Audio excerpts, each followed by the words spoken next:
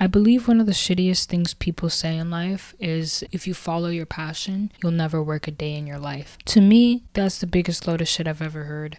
But let me explain. Having a passion is important because I think it's what keeps us all going as much as you may have not noticed. What I really mean when I say don't follow your passion isn't not to do what you're passionate about, but I don't believe in pursuing your passion as a career. Say you love parties. It doesn't mean all you want to do all the time is party. It's just something that brings joy to your life or a temporary escape from reality. But if partying becomes something you want to pursue, like say you become a club owner, it's not something that you'll enjoy as much because it's now your job and you have to look at the business sides of things rather than the fun side of just showing up and having a good time.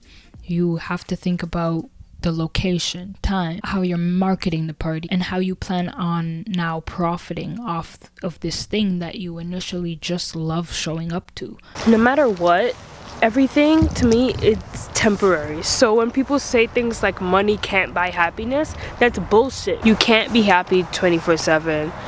Therefore, materialistic items that you buy that make you happy will also be temporary. Those videos that you watch going around asking older people what they regret most in life or what they wish they would have done when they were younger, they typically all give similar answers, and they regret not the things that they did do but the things that they didn't, like traveling, starting a business, spending more time with family and friends, or just worrying less, which is all valid, and I think all things most people in life would want to do. And in no way do I disagree with any of that, but I think it's also easy to look back and say things that you should have done after you know the outcome of everything that you ended up doing. If you were actually put back in those exact positions and you still didn't know the outcome, you would have still chosen what you did, whether it was out of fear or it felt right in the moment.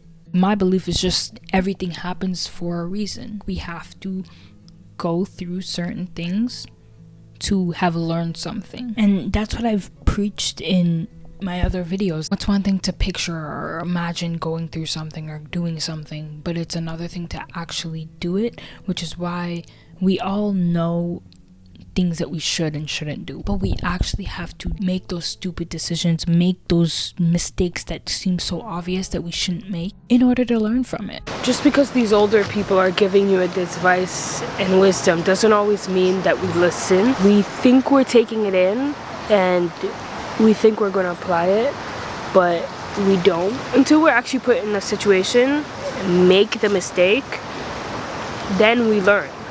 That's always how it is. That's how we learn. People with those stories of I dropped out of university and I decided to do this thing, and then they become really successful.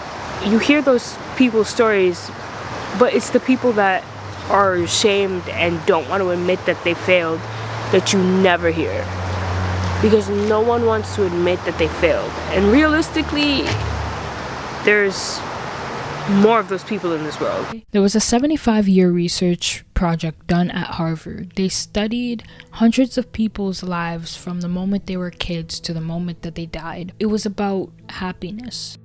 They would ask questions about their lives and how that relates to their personal happiness. And one of the conclusions that they got to was that the secret to happiness is keeping close and happy relationships with the people that you love.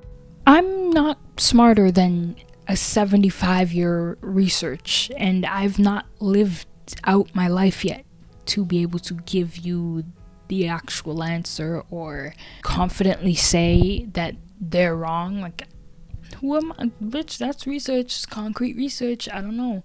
But to me, happiness is more of a balance of everything, a balance of keeping those close and happy relationships with your loved ones, or traveling, or just worrying less, like things like that. Like, to me, keeping close with those people and spending so much time with them, I don't think that that is the secret to like there's no one thing that you can do and that's going to be your cure to happiness. Like, that doesn't make any sense to me. But I think that's a topic for another day. Let's get back to passion. The reason I don't love the idea for everyone to turn their passion into their job is you have to think practically and logically when it comes to doing so. I think an example for me would be I love photography, but I've learned that it's not something that I want as a job.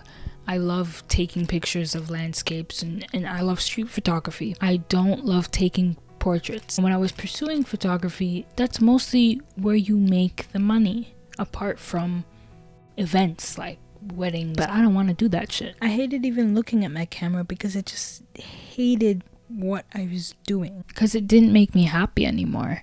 Another example could be like if you're passionate about music. Like, I know a lot of artists are coming out complaining that their record labels want them to make songs that'll do well on TikTok, but if you love making a certain type of music and it's just not the popular or mainstream type that you're gonna hear on the radio, then you're not going to be successful in that field. Actually, just reminded me of a similar situation that I'm in with YouTube. I could look at my channel now and say, right now, the practical thing to do is post weekly, especially now that I have the most eyes on my channel that I've ever had. But I know based on experience that 1, it won't make me happy, and 2, I won't be able to make the content that I do within a week because my content is about my life. Although a lot can change within a week, I wouldn't sit here and tell you that every single day I'm making moves. Sometimes I just want to sit and relax. So things move a lot slower in real life. I would love to come on here every week and be like, oh, I learned this new thing. You know, you don't always learn a huge life lesson every week. For a long time, I was beating myself up about wasting so much time with my other channel, uploading weekly, making content I didn't really give a shit about, thinking why I spent so much time doing that, because here I am now making videos I'm happy with, and I no longer have to look at my channel and be like, I hate that video, but I need to keep it up just because it has the most views. I uploaded over 100 videos on that channel for 2 years, and although the highest viewed video was like 30,000, if I uploaded a video like this to that channel, I promise you it wouldn't even get 100 views. Mostly because I was making album reviews, and having the artist in the title and the thumbnail were what was bringing in the views. And if I did a video I was happy with, it would bring disappointment because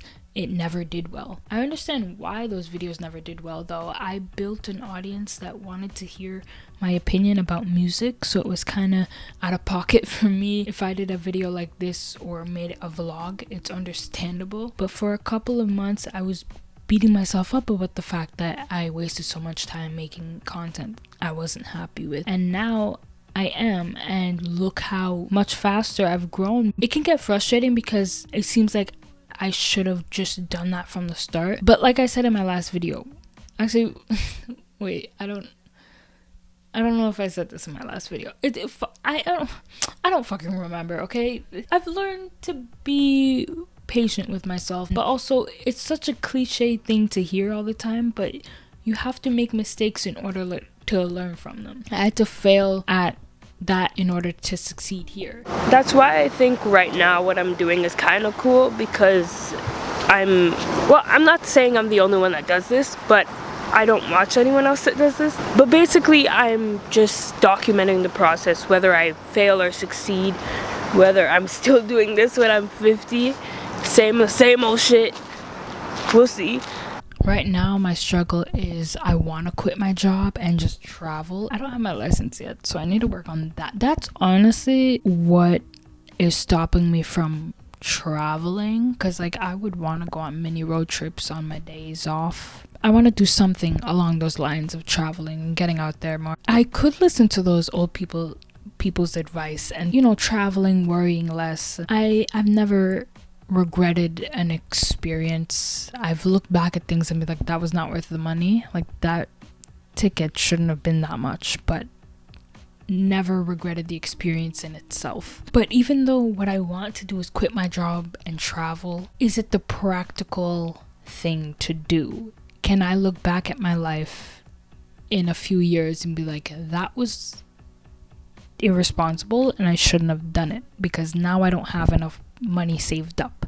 You know, like, you can always look back and things and be like, I should have done this. But it's like, do you really go in depth and be like, okay, well, if I did say fuck everything and travel, I wouldn't have this retirement money saved up, so maybe I would have still fucked myself over by doing all that. Because, like, I could simply say I want to live in the moment and be like, fuck it, I'm gonna drink every day, get drunk every day. And I mean, that does not sound like a happy life, but just example, to some people love getting drunk, but anyone with common sense knows that is not going to end well. That is not responsible at all. When you get old, looking back at a life like that, you'd probably wish you were sober and living in reality a bit more and a lot more responsible.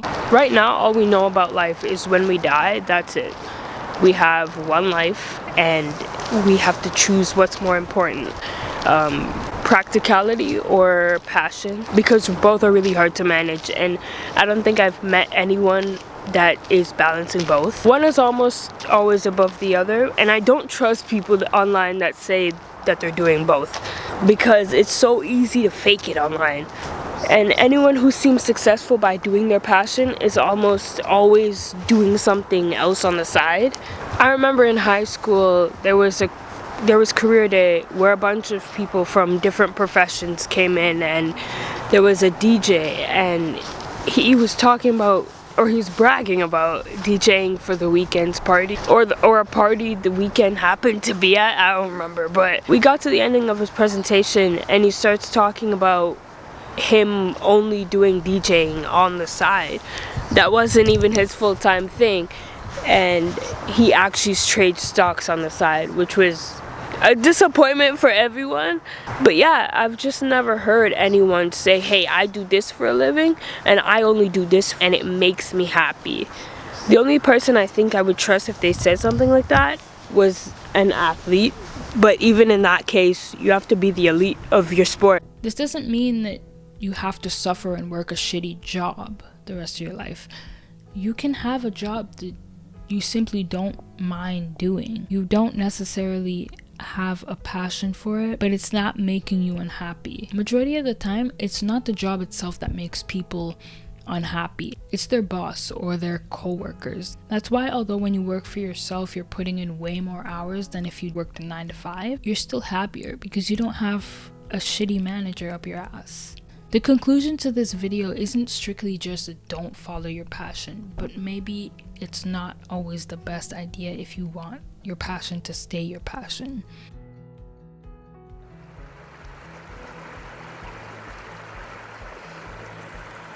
One thing I love and hate about Canada is that the weather is so unpredictable. They said this year was going to be the coldest year, the coldest winter we've ever gotten. No snow to be seen. This video started off with it looking like the middle of winter, and now there's no snow at all. But it's really warm, so I'm not complaining. Like, I mean, climate change sucks, but like, it's really warm.